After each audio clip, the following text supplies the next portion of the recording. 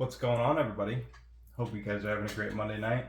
Hope you guys are having a great start to your work week and whatever else is going on. I'm here with another update with what I've been reading with another story time with Derrz. Here we got Survival Street from Dark Horse Comics #1.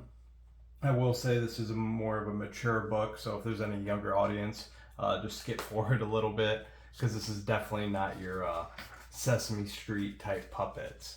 So it kind of starts off telling you what kind of has been going on.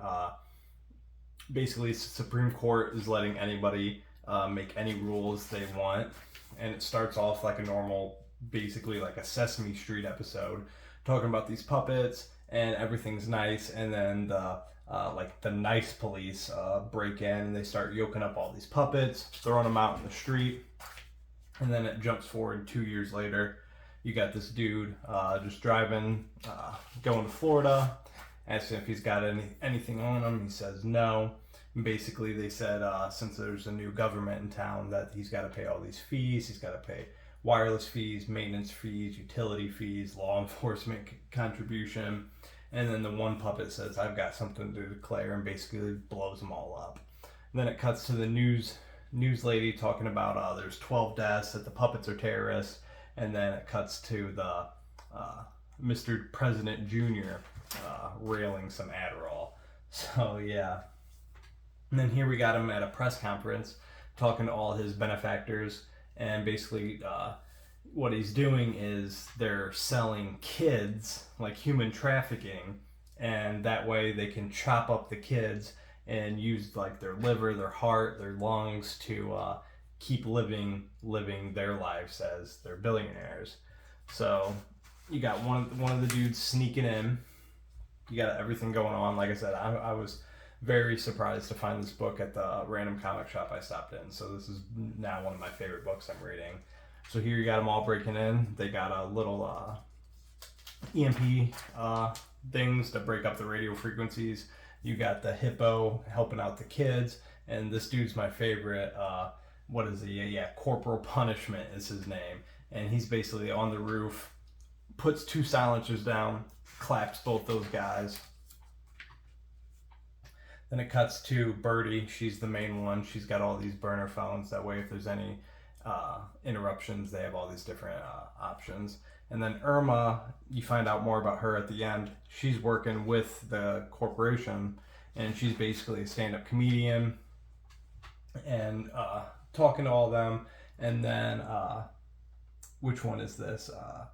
The Sunday Fiend. She's been clean off of ice cream sundae for 38 weeks, and then she smells some apple pie with what kind is it? Blue raz lemon berry or whatever, and she just goes wild, starts going crazy. They're down in the sewers trying to escape, and basically this dude's like an Oscar the Grouch-esque type character. He starts throwing Molotovs to cover his route. Birdie drops in from the thing, takes her own stitching out of her. She drops down. Basically, she's dying because she used her own stitching to kind of save everybody. And then Corporal Punishment, he's saying that he's not going to follow orders because he's going loud, and basically he's got the whole place blown up, and he's like, what the F at the end, blowing it up. All the water rushes in because of global warming. Everything, all the water levels are risen where they're at, and basically everybody gets out. Dude's caught up by the security guards. Corporal Punishment claps both of them again, and then it cuts to Birdie in the limo driving away with Erda, basically talking about that she can come work with her, make more money doing that, and then drops her off, and then the whole crew picks up Birdie, and then she's looking at a corporal card. And then the next issue is on sale September 7th, The Right to Gun Ownership. So yeah, I definitely recommend this if you can find it. It's kind of like a Rick and Morty type vibes with a Sesame Street meets like gang violence. So one of my new favorite reads. So let's check out the next book. All right, we got The Amazing Spider-Man #8. Jumped on #6, and this has been an amazing read so far. I love the paneling. I love the color schemes. I love everything about that. So basically, last issue left off, Peter was falling.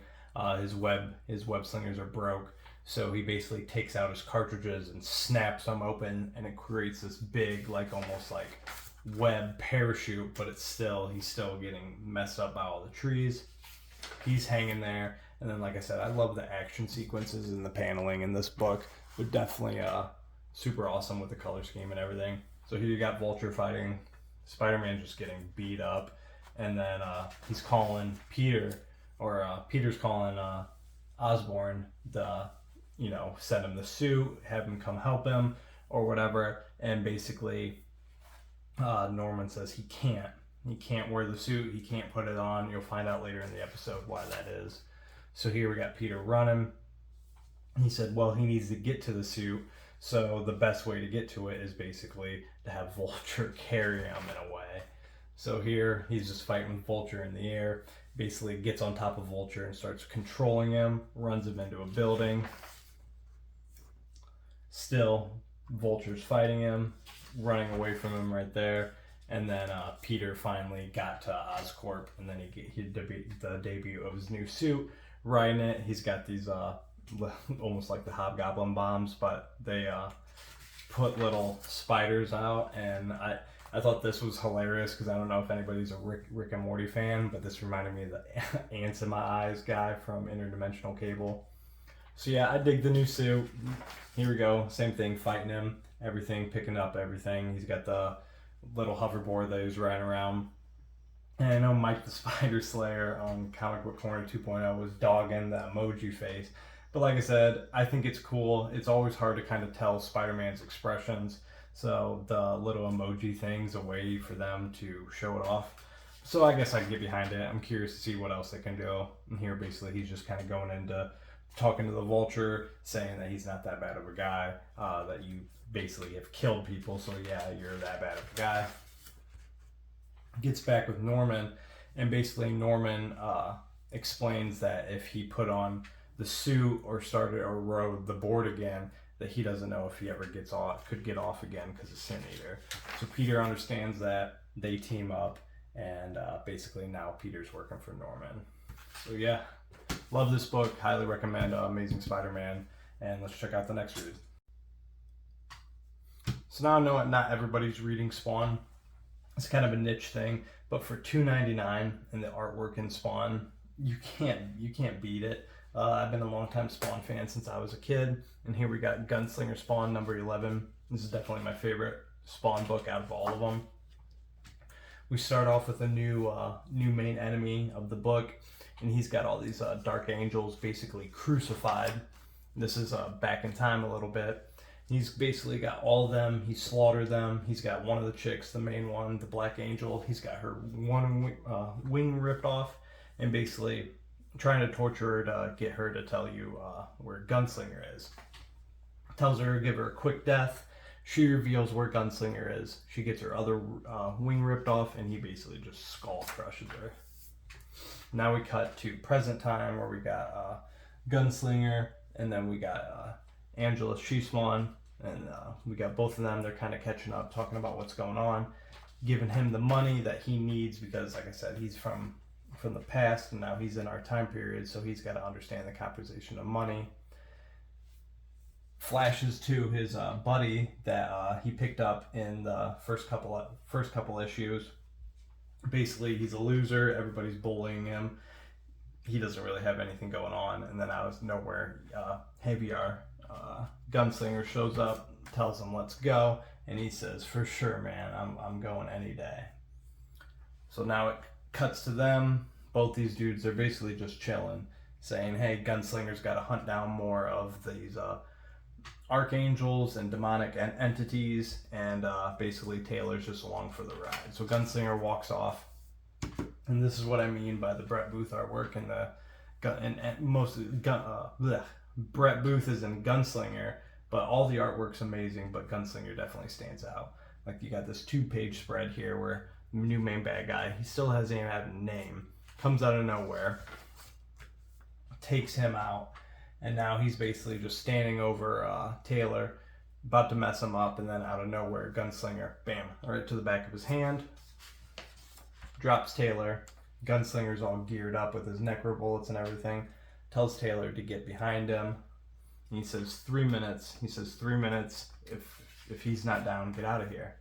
So basically they go to town. Gunslinger starts stabbing him up, hits him as hard as he could, doesn't even flinch, tells himself he should have went with the blade that time, throws the blade again at his face, he just blocks it with his hand, doesn't even care.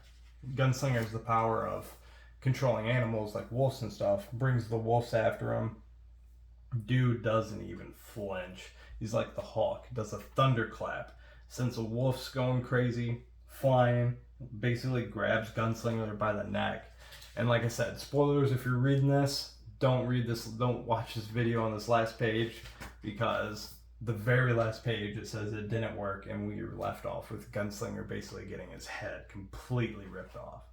So yeah, I cannot wait to see the next issue and where they go with this and where Scorched is going to go and kind of where it lines up, because like Gunslinger, like I said, just got his dome ripped off. So yeah, let's get into the final book for this week.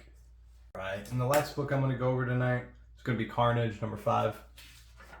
Last time we left off with here, we had Kenneth Neely. They were in the, Nethinol? Yeah, some elven kingdom. He was, got jumped by the elf with one hand, and they're basically talking it out that basically he's there with Carnage. So they're at this whole wild hunt. The elf with one hand basically says that, you're weak and feeble just like him because he only has one hand, and that this elf is going to be the one that kills Carnage. So here we cut to Carnage basically just slaughtering every other elf on the hunt, reckless abandon, not even caring, just cutting through them, still going through them. Like I said, these elves are absolutely no match for Carnage. He's just blowing through them, and then this dude was supposed to be one of their strongest, blows through him as well. So now we cut to these, and basically every elf Carnage is taking over. He's infecting them with the symbiote, taking over every one of them, making them his pets. All of them were going to kill these wolves that they were supposed to tame for the wild hunt, and now all this Carnage has all the elves as symbiotes to go after them. Now we cut back to here with Kenneth and the elf, talking about how that they're going to set Carnage up so that the elf can kill him. And it's going to work out for Kenneth because Carnage is going to think that he's bringing him, the elf, to sacrifice for Carnage, but at the same time, the elf's also getting his way. So then, I hope you guys enjoyed this quick little update with Storytime with Derrz. I know it's Monday. I did Labor Day. I hope everybody had a great day off.